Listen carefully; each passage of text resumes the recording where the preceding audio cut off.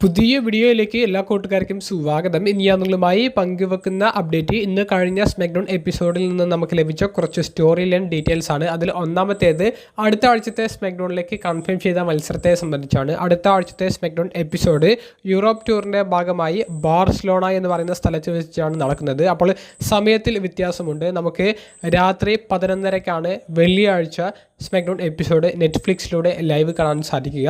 അപ്പോൾ അതിലേക്ക് നിലവിൽ കൺഫേം ചെയ്തിട്ടുള്ള ഒരു മത്സരം എന്ന് പറയുന്നത് ദ മിസ് വേഴ്സസ് ഫ്രാക്സിയൻ ടീമിലെ ആക്സിയം എന്ന് പറയുന്ന ആ മാസ്ക് ഇട്ടിട്ടുള്ള റെസ്ലർ തമ്മിലുള്ള ഒരു 1-on-1 മത്സരമാണ്. ഈ മത്സരത്തെ സംബന്ധിച്ചുള്ള നിങ്ങളുടെ പ്രിഡിക്ഷൻ കമൻറ്റ് ബോക്സിൽ രേഖപ്പെടുത്തുക. രണ്ടാമത്തെ അപ്ഡേറ്റ്, അടുത്ത ചൊവ്വാഴ്ച നടക്കാൻ പോകുന്ന റോ എപ്പിസോഡിലേക്ക് 2 പുതിയ സെഗ്മെൻറ്റ്സ് കൺഫേം ചെയ്തിട്ടുണ്ട്. അതിൽ ഒന്നാമത്തേത് ഒബാഫെമി റോ എപ്പിസോഡ് ആരംഭിക്കുന്ന സെഗ്മെൻ്റ് ആണ്. ബ്രോക്ക് ലെസ്നർ ഒബാഫെമിയെ ആക്രമിച്ചതിനെ സംബന്ധിച്ചുള്ള ഒബാഫെമി അഡ്രസ് ചെയ്യുന്ന ഒരു മൊമെൻ്റ് ആയിരിക്കും നമുക്ക് കാണാൻ സാധിക്കുക. രണ്ടാമത്തേത് ക്ലാഷ് ഇൻ ഇറ്റലി എന്ന് പറയുന്ന പ്രീമിയം ലൈവ് ഇവൻറ്റിലേക്ക് നിലവിൽ കൺഫേം ചെയ്തിട്ടുള്ള ട്രൈബൽ കോമ്പാക്റ്റ് മത്സരം, വേൾഡ് ഹെവി വെയ്റ്റ് ചാമ്പ്യൻഷിപ്പ് മത്സരത്തിൻ്റെ ഒരു കോൺട്രാക്റ്റ് സൈനിങ് സെഗ്മെൻറ്റിൽ റോമൻ റെയിൻസും ജേക്കബ് ഫാറ്റും ഏർപ്പെടുന്നുണ്ട് എന്നുള്ള തലത്തിലാണ് ഈ 2 സെഗ്മെൻറ്റ്സ് ആണ് അടുത്ത റോ എപ്പിസോഡിലേക്ക് ഒഫീഷ്യലി കൺഫേം ചെയ്തിട്ടുള്ളത്.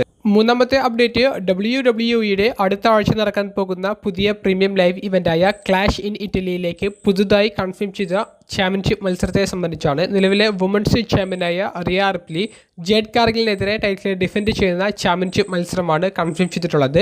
നമുക്ക് ഇന്നത്തെ സ്മാക്ഡൗൺ എപ്പിസോഡ് കിക്ക് ഓഫ് ചെയ്യുന്ന വുമൻസ് ചാമ്പ്യനായ റിയ റിപ്ലിയുടെ സെഗ്മെൻറ്റ് കാണാൻ സാധിച്ചു. ജേഡ് കാർഗിൽ മുന്നോട്ടേക്ക് വെച്ച Clash in Italy premium live ഇവൻറ്റിലെ ആ ചലഞ്ച് റിയ റിപ്ലി ആക്സെപ്റ്റ് ചെയ്യുന്നതുമാണ് നമുക്ക് കാണാൻ സാധിച്ചത്. അങ്ങോട്ടേക്ക് അലക്സിയ ബ്ലിസും ഷാർലറ്റ് ഫ്ലെയറും കയറി വരുന്നു. റിയ റിപ്ലി, ഷാർലറ്റ് ഇവരുടെ ഒരു ആർഗ്യുമെൻറ്റ് നമുക്കവിടെ കാണാൻ സാധിക്കുന്നു. അങ്ങോട്ടേക്ക് ഫേറ്റൽ ഇൻഫ്ലുവൻസ് എന്ന് പറയുന്ന 3-അംഗ ടീം വരുന്നു. ഒരു ടാഗ് ടീം മത്സരത്തിൻ്റെ ഒരു വെല്ലുവിളി അവിടേക്ക് പ്രഖ്യാപിക്കപ്പെടുന്നു.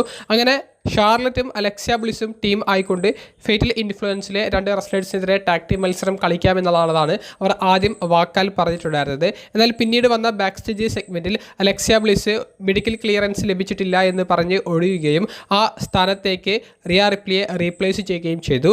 അങ്ങനെ ഫേറ്റൽ ഇൻഫ്ലുവൻസിലെ ഫെലോൺ ലെയ്ൻലി എന്ന് പറയുന്ന റെസ്ലർമാർക്കെതിരെ ഷാർലറ്റും റിയ റിപ്ലിയും വരുന്നു. അപ്പോൾ ഷാർലറ്റ്, റിയ റിപ്ലി തുടങ്ങിയവർക്കിടയിലെ ഒരു പ്രശ്നം നമുക്ക് അറിയാം. ഇരുവരും അങ്ങനെ ടീമായിട്ടൊന്നും കളിക്കാറില്ല. ഇവർക്കിടയിലും ആ ഒരു ഈഗോ പ്രശ്നമുണ്ട്. ആരാണ് ടോപ്പ് സൂപ്പർ സ്റ്റാർ എന്നുള്ള നിലയിലുള്ള ഒരു ഈഗോ പ്രശ്നമുണ്ട്. അത് അവരുടെ സ്റ്റോറി കൃത്യമായി ഫോളോ ചെയ്തവർക്ക് മനസ്സിലായിട്ടുണ്ടാകും. ആ ഒരു കമ്മ്യൂണിക്കേഷൻ ഗ്യാപ്പ് ഇവർക്കിടയിൽ ഇന്നത്തെ സ്മാക്ഡൗണിൽ കാണിച്ചിട്ടുണ്ട്. കൃത്യമായി അത് പറഞ്ഞു പോകുന്ന ഒരു സ്റ്റോറി ലൈൻ തന്നെയാണ് നമുക്ക് കാണാൻ സാധിച്ചത്.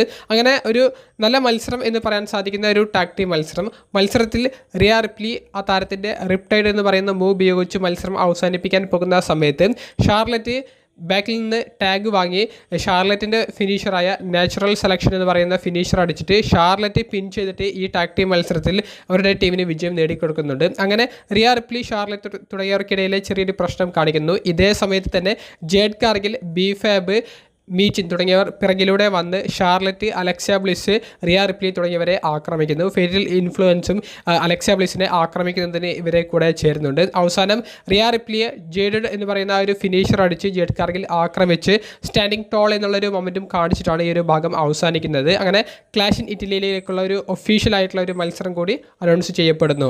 4-മത്തെ അപ്ഡേറ്റ്, സ്മാക്ഡൗൺ എപ്പിസോഡിൽ നടന്ന ഏക ചാമ്പ്യൻഷിപ്പ് മത്സരത്തെ സംബന്ധിച്ചാണ്. നിലവിലെ വുമൻസ് യുണൈറ്റഡ് സ്റ്റേറ്റ്സ് ചാമ്പ്യനായ ടിഫനി സ്ട്രാറ്റൻ്റെ ഓപ്പൺ ചലഞ്ചിന് മറുപടി പറഞ്ഞുകൊണ്ട് ദ ഇറസിസ്റ്റിബിൾ ഫോഴ്സ് എന്ന ടീമിലെ അംഗമായ ലാഷ് ലെജൻഡ് കടന്നു വരുന്നു. അങ്ങനെ ഈ ഒരു ചാമ്പ്യൻഷിപ്പ് മത്സരം നടക്കുന്നു. അങ്ങനെ ഗംഭീരമായിട്ടുള്ള മത്സരമാണോ എന്ന് ചോദിക്കുമ്പോൾ ചെറിയ ചെറിയ മിസ്റ്റേക്കുകളിലൂടെയാണ് മത്സരം കടന്നു പോയിട്ടുണ്ടായിരുന്നത്.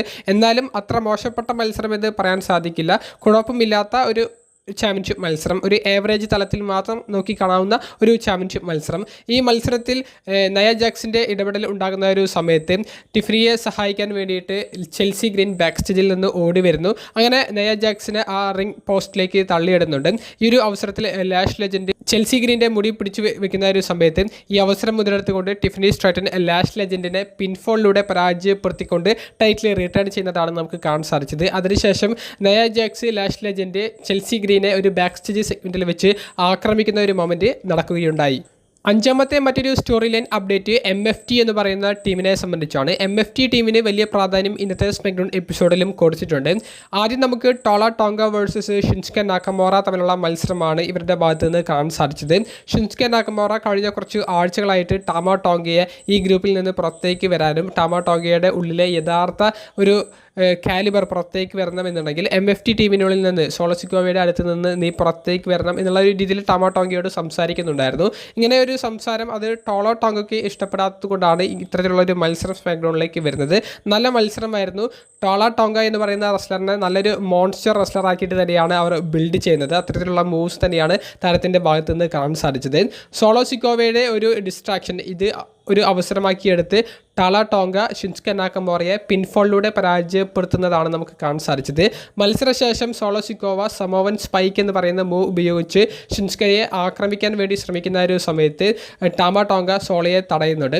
ടാമ ടോങ്ക ഷിൻസ്കെ നാക്കമോറയെ രക്ഷപ്പെടുത്തുമോ എന്നുള്ള ഒരു പ്രതീതി സൃഷ്ടിച്ചെങ്കിലും ഷിൻസ്കെ നാക്കമോറയെ ടാമ ടോങ്ക തന്നെ ഫിനിഷർ അടിച്ച് ആക്രമിക്കുന്നതാണ് നമുക്ക് കാണാൻ സാധിച്ചത്. അതിനുശേഷം ആക്രമണം തുടരാൻ വേണ്ടി ശ്രമിച്ച MFT ടീമിനെതിരെ ഡാമിൻ പ്രീസ്റ്റ് സ്റ്റീൽ ചെയർ ആയിട്ട് വന്നിട്ട് ഒരു ഫൈറ്റിന് വേണ്ടി ശ്രമിക്കുന്നുണ്ട്. പക്ഷേ അവർ അവിടെ നിന്ന് ഇറങ്ങിപ്പോകുന്നു.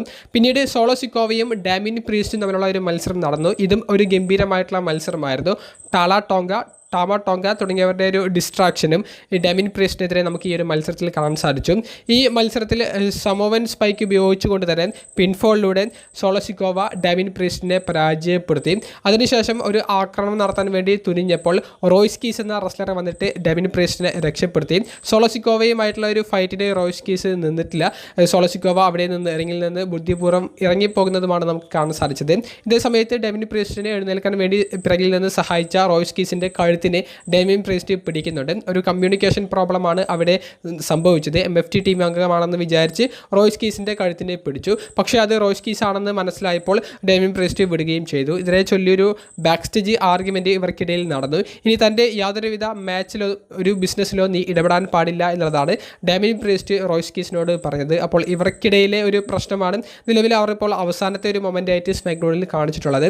MFT ടീമിന് നല്ലൊരു പ്രാധാന്യം ഇപ്പോൾ സ്മാക്ഡൗണിൽ കിട്ടുന്നുണ്ട്.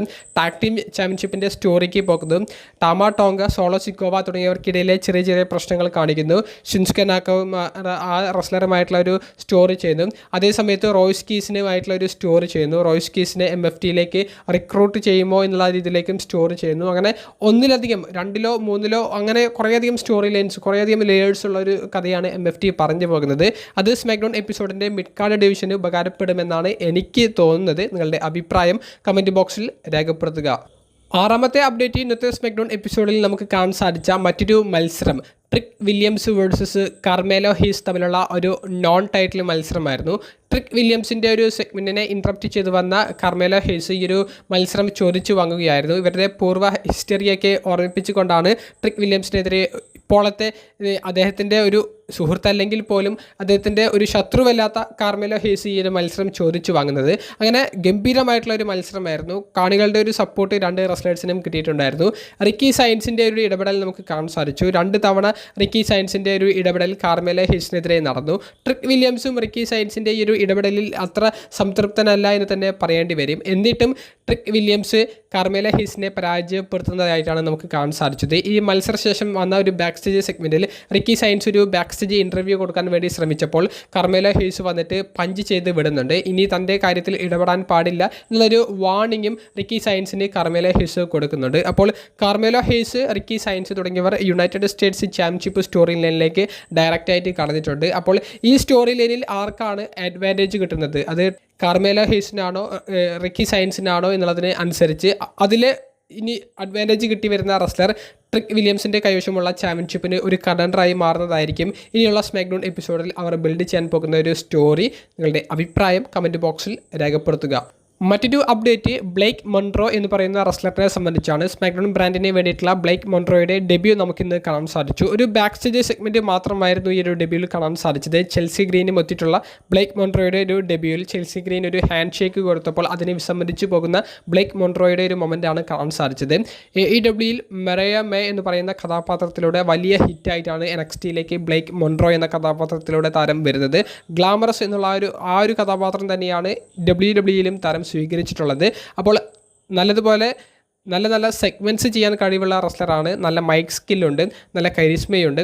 ആ ഒരു NXTയിൽ കിട്ടിയ ആ ഒരു പ്രിവിലേജ് ഇപ്പോൾ സ്മാക്ഡൗണിൽ കിട്ടുമെന്ന് പ്രതീക്ഷിക്കുന്നു. ഇനിയുള്ള ആഴ്ചകളിൽ താരത്തിൻ്റെ റിംഗ് ഡെബ്യൂവും ഒക്കെ കാണാൻ സാധിക്കുമെന്ന് പ്രതീക്ഷിക്കുന്നു. ഏറ്റവും അവസാനമായി പങ്കുവെക്കുന്ന അപ്ഡേറ്റ് സ്മാക്ഡൗൺ എപ്പിസോഡിൻ്റെ മെയിൻ ഇവൻറ്റിനെ സംബന്ധിച്ചാണ്. സാമി സെയിൻ വേഴ്സസ് അൺഡിസ്പ്യൂട്ടഡ് WWE ചാമ്പ്യനായ കോഡി റോഡ്സ് തമ്മിലുള്ള ഒരു നോൺ ടൈറ്റിൽ 1-on-1 മത്സരമാണ് നമുക്ക് ഇന്നത്തെ സ്മാക്ഡൗണിൻ്റെ മെയിൻ ഇവൻറ്റിൽ കാണാൻ സാധിച്ചത്. സാമി സെയിന് കൃത്യമായിട്ടുള്ള ഒരു അവസരങ്ങൾ നൽകുന്നില്ല. ഗോൾഡൻ ബോയ് ആയി, പോസ്റ്റർ ബോയ് ആയി കോഡി റോഡ്സിന് കൂടുതൽ അവസരങ്ങൾ നൽകുന്നു എന്നുള്ള സാമി സെയിൻ്റെ കംപ്ലൈൻറ്റിനുള്ള കോഡി റോഡ്സിൻ്റെ ഒരു മറുപടിയായിരുന്നു കോഡിയുമായിട്ടുള്ള ഒരു നോൺ ടൈറ്റിൽ മത്സരം സ്മാക്ഡൗണിൻ്റെ മെയിൻ ഇവൻറ്റിൽ കൊടുക്കുക എന്നുള്ളത്. അപ്പോൾ ഇരുവരും ഷേക്ക് ഹാൻഡ് കൊടുക്കുന്നതൊക്കെ മത്സരത്തിൻ്റെ തുടക്ക ഭാഗങ്ങളിൽ നമുക്ക് കാണാൻ സാധിച്ചു. നല്ല ഗംഭീരമായിട്ടുള്ള ഒരു മത്സരം തന്നെയായിരുന്നു. കുറേയധികം കട്ടറുകളൊക്കെ സാമി സെയിനെതിരെ കോഡി റോഡ്സ് യൂസ് ചെയ്യുന്നതായി കാണാൻ സാധിച്ചു. മത്സരത്തിൻ്റെ അവസാന ഭാഗങ്ങളിൽ സാമിയുടെ ഒരു ഡിസ്ട്രാക്ഷൻ വരുന്ന ഒരു സമയത്ത് ഈ കോഡി റോഡ്സിന് ഗുന്തർ വന്നിട്ട് അദ്ദേഹത്തിൻ്റെ ഒരു സബ്മിഷൻ ഫിനിഷർ അടിക്കുന്നുണ്ട്. റെഫറി ഇത് കാണുന്നില്ല.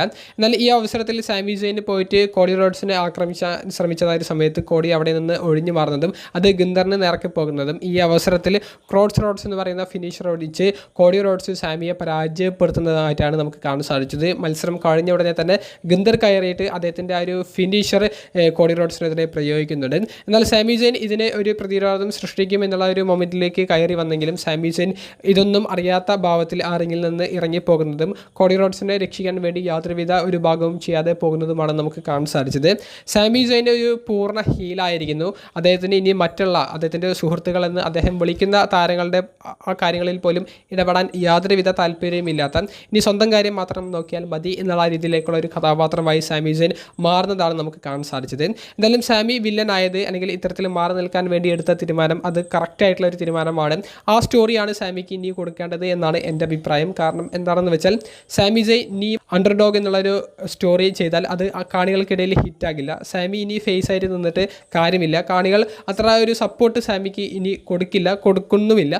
ഇനി ഒരു ഹീലായി നല്ല നല്ല പുതിയ സ്റ്റോറി ലൈനുകൾക്ക് സാമി ശ്രമിക്കുന്നതായിരിക്കും ബെറ്റർ എന്നാണ് എൻ്റെ ഒരു അഭിപ്രായം. അതിലേക്ക് തന്നെയാണ് സ്മാക്ഡൗൺ എപ്പിസോഡിലും കടന്നിട്ടുള്ളത്.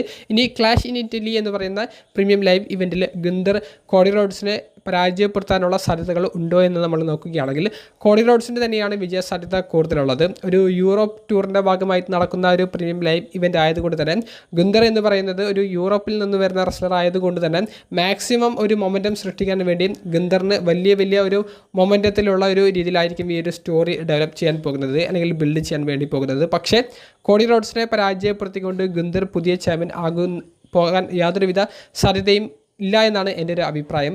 കോഡി റോഡ്സ് തന്നെ ഈ ക്ലാഷ് ഇൻ ഇറ്റലിയിൽ ടൈറ്റിൽ റിട്ടേൺ ചെയ്തേക്കാം. കാരണം സമ്മർ സ്ലാമിൽ കോഡി റോഡ്സിന് കൃത്യമായിട്ടുള്ളൊരു പ്ലാൻ ഉണ്ട്. അത് റാൻഡി ഓർട്ടനോ അല്ലെങ്കിൽ CM പങ്കോ ആയിരിക്കും. അതുപോലെ കൃത്യമായിട്ടുള്ളൊരു പ്ലാൻ ഗുന്തറിനുണ്ട് എന്ന് നമുക്ക് പറയാൻ സാധിക്കില്ല.